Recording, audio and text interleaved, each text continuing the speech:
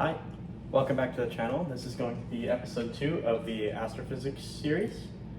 Today I'm going to be talking about Kepler's 3 laws.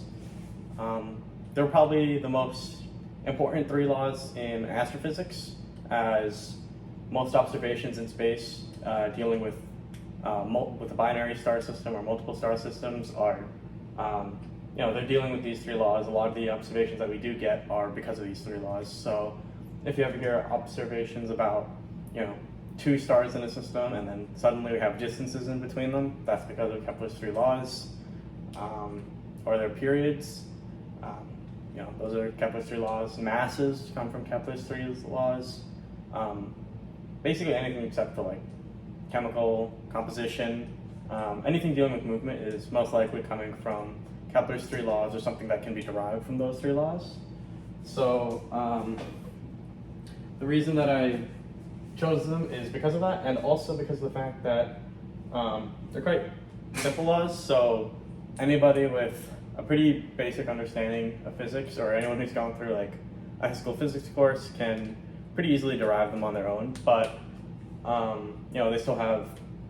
they're still used quite a lot. So so I'm going to start with the first law, which states, as you can see, all planets move in ellipses with the sun at one foci. Now, essentially what this is saying is it confirms the Copernican model of the solar system, but it also makes the distinction that planets don't move in circles, they have to move in ellipses. And the difference between the circle and ellipse, oh god, I'm going to draw a circle, that wasn't that bad, and an ellipse, that was horrible. So you can think of a circle as a special type of ellipse. An ellipse has 2 axes, a major and a minor axis, whereas a circle has a radius. So we're going to call this one, which is our major axis, A, and we're going to call this one B. We can see that this side and this side are going to be the same distance. This side and this side are also going to be the same distance. So we can make note that we can call the little ones like the smaller capital versions. So we have little a, little b, and 2 little a equals 1 big A. Similar thing with the circle here, you have r, 2r equals the diameter of the circle. So you'll notice though that, to draw a circle, what do? You choose a point and you go in a circle, obviously, but you basically draw all the points that are the same distance from that point. Wow, that was horrible, but yeah, that's how you draw a circle, right?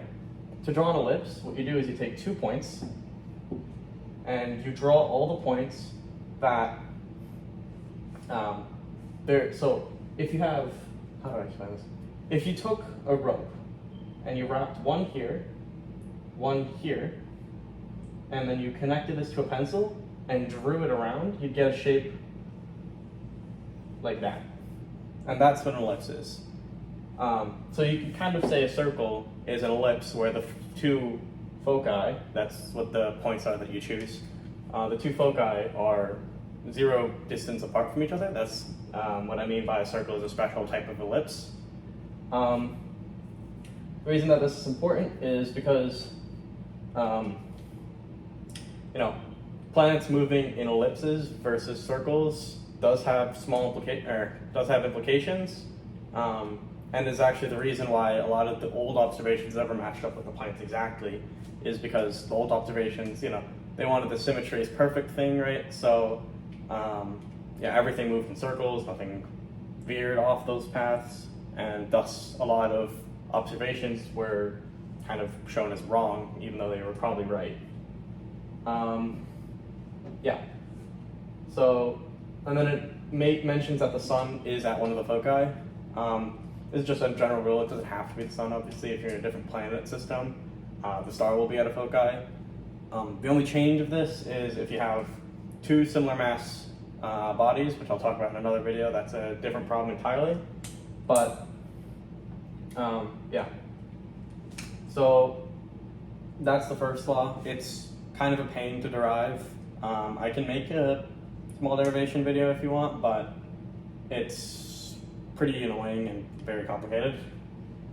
The second law is essentially the law of conservation of angular momentum, but in orbits. So conceptually what this means is if you have an orbit, with the star here, planet here, and it's going that way, that you'll probably imagine that the planet is going to be moving much faster here, right? It's kind of zipping around and getting a quick gravity boost, right? So it'll go a lot faster. But here, it's going to go a lot slower. And that's because the angular momentum must be conserved. So R1V1 here must be equal to R2V2. So this distance, R1, and this speed, V1, is going to be equal to R2, V2. Right? That makes conceptual sense. That explains why this is going to be moving much faster than this one, because this one has most of its, most of the magnitude of R2, V2 is coming from the radius, right? So to make up for that, because this radius is so much smaller than R2, this V1 has to grow proportionally to that. You might have also heard this law stated as if you have a planet moving from here to here in, let's say, t equals 1 day, and you have a planet, same planet, just later in its orbit, moving from here to, I don't know, here, that's probably, let's just put that like there, t equals 1 day, that this triangle and this triangle, so have the same area.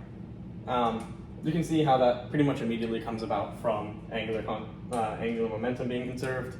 It is, basically an immediate fact that follows from that. So, it's a law of angular momentum being conserved. It's pretty standard. Angular momentum is always conserved unless there's an external torque, so there's no difference. It shouldn't be suddenly not conserved when you have a planet orbiting a body. Now the third law is one of the more interesting laws. The third law says that period, which is normally denoted by t with actually I don't know what these are called, but the t with the lines at both the ends, this squared is equal to a, which we previously defined over here, semi-major axis cubed. So, well, it's not equal. It's not equal, it's proportional, which is what this sign means. This sign essentially means there's some constant there that it gets multiplied by, but we don't really care about that constant, we're just caring about the proportionality. Like, how much of this is equal to this, right? So, this is actually quite easy to derive, and I can derive it right now. I will make the assumption that we're in a circular orbit. I know that immediately contradicts what we talked about in Law 1. However, it's just a lot easier to derive, and driving anything on ellipses is always a much bigger pain. So, we're going to draw a small orbit. Got a planet here, going like that. Now, let's think about the forces acting on this planet. It's got a constant gravitational force pulling down towards the orbiting body. So let's say this is a satellite or a planet around the sun. So it's got a constant gravitational force, and that is the only force pulling on that object, right? But because this gravitational force is a centripetal force, we can say that the force of gravity is equal to a centripetal force.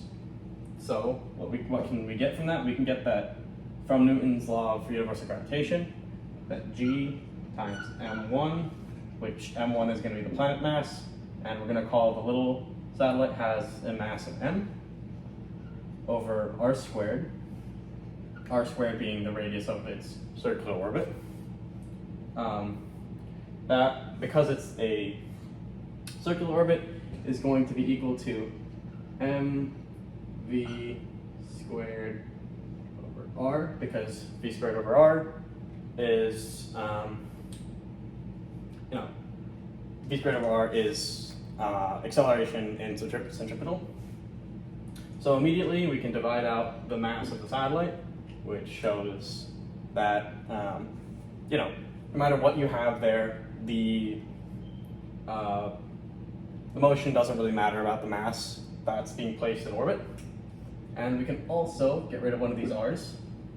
So now we've got g, I'm just gonna actually erase this diagram over here. We've got g m1 over r is equal to v squared. Now, we want to get the period. And how we can do that is, I'm gonna remove this here, it shows up on the camera. What we can do is we're gonna say period, or time, is equal to distance divided by velocity, right?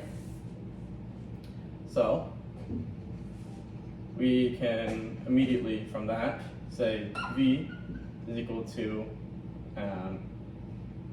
if you just do a little bit of algebraic manipulation, you have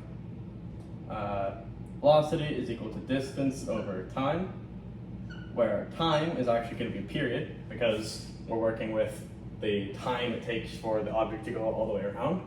So we can square this whole thing. Now we have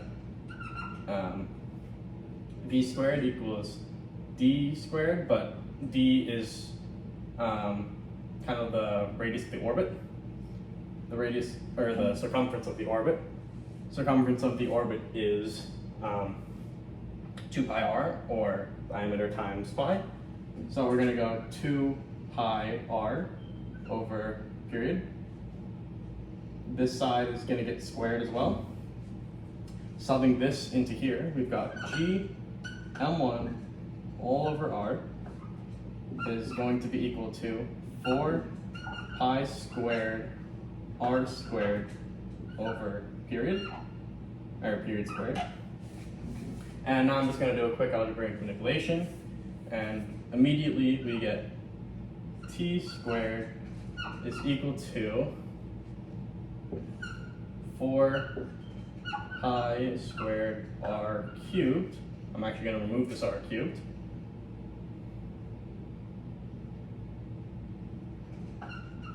Or not remove it, but I'm just going to separate it from fraction. And that's over g m1. And this essentially is a direct relationship between period and the radius of the orbit. Now, if you're using this for an elliptic orbit, which is every real orbit, you can actually just immediately sub the semi-major axis for r, and I could show why in the same video that I proved this if you guys want. But honestly, the orbits of the planets, for like Earth is actually very close to being a circular orbit. It's just slightly off. I mean, if you look at the statistics for how close it is versus how far it is, it sounds like a big number, but you have to remember we're working in astronomical units, and there's basically, on that scale, there's basically no difference. So, now to actually use this thing, we can change our units for period, can be in years, and r, or a in our case, a being the semi-major axis, is going to be an AU, which is an astronomical unit, which is defined as the distance between the sun and the earth. So using this, we get t squared is equal to, this constant goes to 1 when you're in these units, so this just drops out, and now you have e is equal to 1 cubed, and obviously the period of Earth in Earth years is 1 Earth year. Using this on another planet, we could do Jupiter. Jupiter is around 5 AU away, so, we'll just approximate the 5. So t squared, not cubed, I don't know what I'm writing, t squared is equal to 5 cubed, and that is 125, and 121 is 11 squared, so I'm just going to say t is equal to 11, or, well, it's a little bit more than 11. We'll just go with, like, I don't know, somewhere between like 11.5, somewhere around there. It turns out the actual period of Jupiter is more like 12, so, you know, it's relatively good. If we used a better measure for Jupiter's semi-major axis, like I think in AU it's actually 5.2, but I don't really want to cube with 5.2, that sounds annoying. So we're just going to use 5, and you'll see that, you know, because we approximated our data in, we're going to get a pretty bad data out, but it's still close enough to show you that the law does work. So yeah, that's really all about Kepler's laws. You can use these laws in binary systems for, like if you have two stars orbiting each other, and that brings up the topic of a barycenter, which is actually going to be the topic of the next video. So, hope this was helpful. Yeah, see you later.